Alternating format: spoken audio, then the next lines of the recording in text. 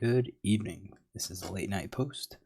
We got pocket tens in this hand. In the blind, we have a poster in the mid position. He checks. Small blind calls, and then it's on me. And I three bet six, or I raise to six big blinds. So let's go with villain 9.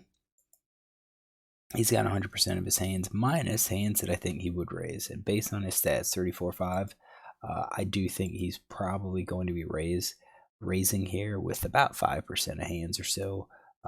That would be something like tens plus, ace jack suited, plus ace queen, plus it's about 5% of hands. I'm going to say I think he raises with those, and then he just checks everything else. Small blind's also pretty loose, tends to be a little bit loose passive. I think he's probably not going to be raising a huge number of hands pre-flop from the small, essentially from the small blind. You do have the limpers, so I'm kind of looking at him as saying probably jacks plus, maybe ace jack, something similar in terms of the raises, but I think he's going to be calling a lot more. So I've got like about 41% of hands that he's calling. And then when we get to me, I'm raising this. I've got tens, definitely going to raise. When we look at our ISO raising range, it looks something like this. So we always raise with, nines plus. But then we could also raise with down to sevens with suited connectors. And I think this would probably be the range that I'm going to use here because we had a poster that just checked and then the small blind checked. I think none of these players are really exuding strength. So I think we're just going to raise everything. I think they're going to be folding. Definitely this guy's going to be folding, and or I expect him to fold because he's got basically 90-some% of hands. He's going to fold a lot, and then villain's going to be out of position. So even if I get called by small blind, I'm in position throughout the entire hand. Is the 6 big blinds large enough? Maybe I could have gone 7 or 8, but I thought 6 would get the job done. Considering the number of crappy hands that he has. Now, villain 9 calls. He's in mid position now. We have to think about, okay, what's he calling with? He's definitely not calling with this huge range. We've already excluded those hands, so let's get rid of the hands that I think he's probably just going to fold.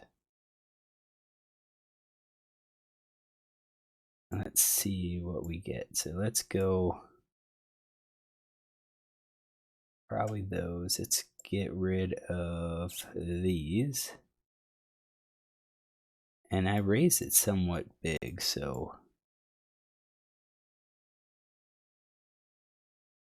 at 35%, that's probably getting to his range, to his calling range. I think he would probably tighten up a little bit more once I raise, so maybe not all of the King X suited hands. Let's do something like this, and then small blind fold, so that's an easy fold. All right, so King 2-2. Definitely, I think this is probably a decent flop for us. Unless villain's playing all of his King X suited hands. I don't necessarily see him having a lot of kings, and I have a king. I have kings in my range because I raised.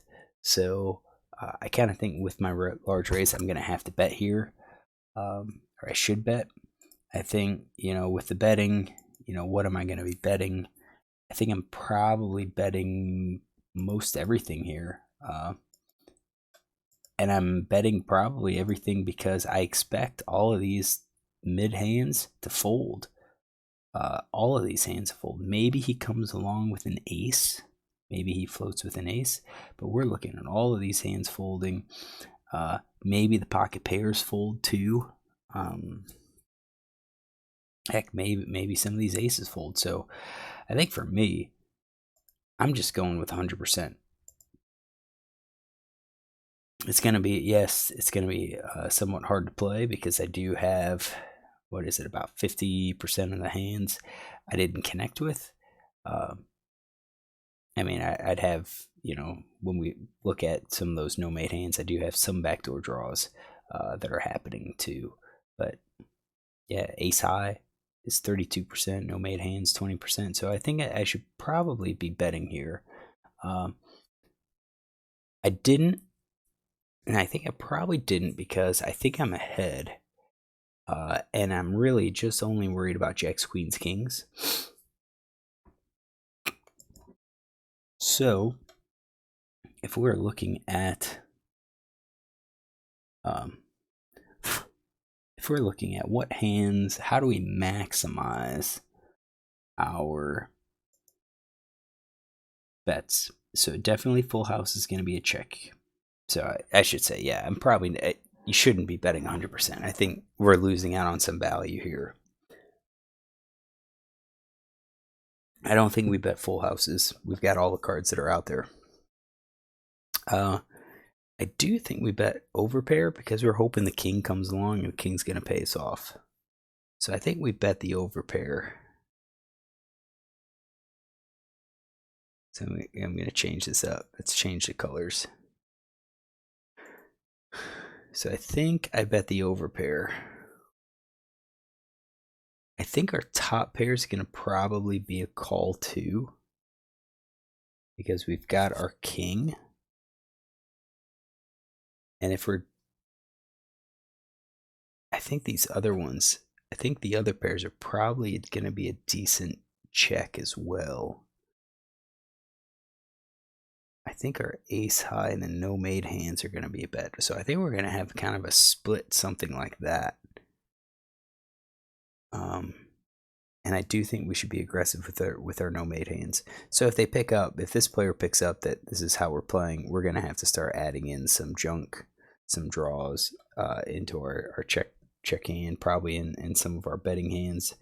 No, in some of our checking hands, or maybe shifting, frequencies as to what percentage bets, what percentage checks. But I think we're probably going something like this. So I did check. So let's take those hands out, and that's our checking hand.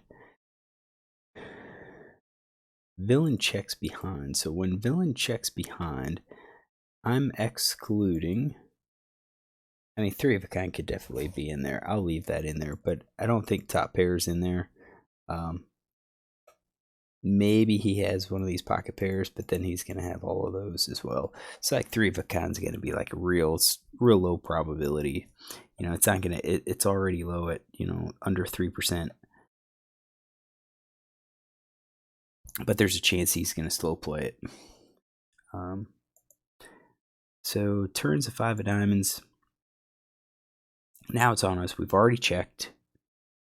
Now we're going to think about how do we start getting some value. So I think we're going to be betting full house, three of a kind. I think we're going to probably... So I don't think that changed much at all. So now I think I'm going to be betting these pocket pairs as well. Whoops, hold on. I'm here. Now I'm betting the full house, top pair, and probably these pocket pairs now. And the flush draw would be our top pair. Yeah, I think we are now going to be betting. I think we checked, hoping he bet so we could call. Now we checked. Now we're going to have to bet. I feel like we're going to have to bet. So I don't mind that. I played 9.7. I think it's a good size. It's kind of a, you're sizing it up, making it tough for him to call. Kind of discouraging, a raise at this point. He could easily think, maybe since it went check, maybe I'm taking a stab with like ace queen, ace jack.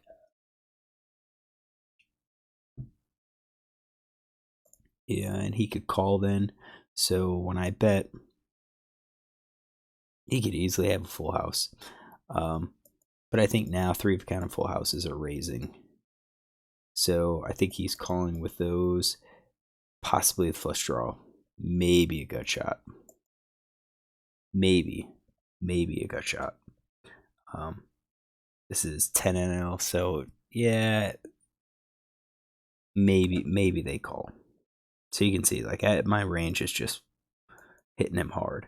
4 of diamonds hits, and I think that's an unfortunate card for us because I do think he could have been calling with a diamond. So I think here we're probably just going to be checking.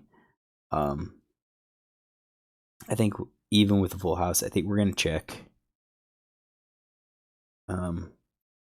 Let the diamond bet, because I think if we bet, the flush draw might actually just call, whereas if we check and he bets, it kind of solidifies our image where, okay, we didn't have anything on the flop, so we checked, we took a stab at it once it went check, and then hey, we don't have it, so it opens up the possibility the villain might actually bet me. So I think we go for the check raise with full house. With our flushes, I think I'm probably betting. And I think I'm betting with the flushes here. Could definitely like check raise. But I think if I bet with the king, with the flush, especially like the ace high flush, and I get raised, I can fold. If I bet with a king high flush and get raised, I think I can fold. We could also check call, so just do check raise with full house, check call with a flush, and then I would probably also check call with these pairs as well. So it's kind of gearing up where we don't really have a whole lot of balance. If we were to bet out again, we don't. I mean, we would have like full house, or we'd have, you know, the nut flush. We don't really have any other like bluff. It's only strictly value, and I think since we have a whole lot of check calls, we're probably just gonna have to check with our premium, our monster hands as well.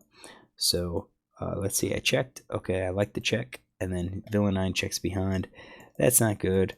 With villain 9's checking behind, well, I should say it's not good. I think it's fine because he doesn't have the flush, but that kind of tells us maybe I missed some value. Maybe I could have bet something and get hit and had him call a bet. So, you know, when he checks behind, I don't think he has any of those premiums. Probably not even a straight. I think we're looking at these weak pairs. So we see the showdown. He shows a6, just something totally different. I mean, it's like, what the heck? I don't have that anywhere in his range because of the turn. So at this point, I didn't think he was going to call with ace high.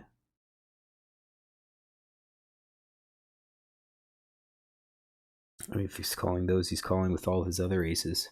So he was bluff catching, is what he did. So I think we're gonna just have to make a note of how he played this. So, you know, let's see here. Pre-flop, he posted check call in MP versus big blinds, 6BB ISO.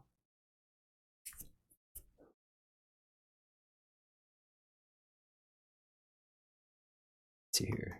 Checks flop, calls turn, checks river with a6 off on king heart 2, 2 diamonds, 2 clubs, 5 diamonds, 4 diamonds. Okay.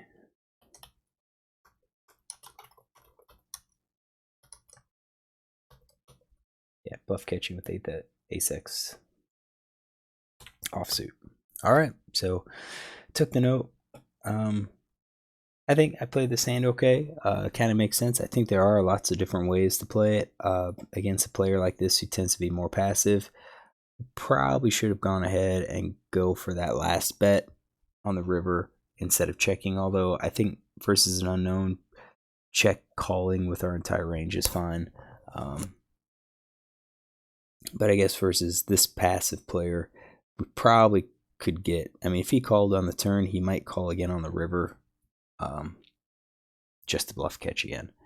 Now with the ace of diamonds, he could get frisky and raise as a bluff, but with a player with stats like this, I doubt that's going to happen. So anyways, hopefully you enjoy this hand. If you do, look tomorrow for another.